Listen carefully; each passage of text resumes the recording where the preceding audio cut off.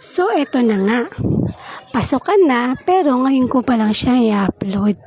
Dahil nga, napakasipag kong mag-edit. O, diba? So, yan. Graduation ng honors yun. Money. Teka na. Manana po? Meron pa. So, ayan na, performing ng mga little angel. So, ang gagit nila ha. Tsaka, in fairness sa aking anak, kahit na hindi umattend ng graduation practice, ay nakakasabay naman siya. So, ayan, kit-kit nila. Ito naman ang pagkanta ng Lupang Hinirang. At ito naman ang pagtawag ng mga nagtapos.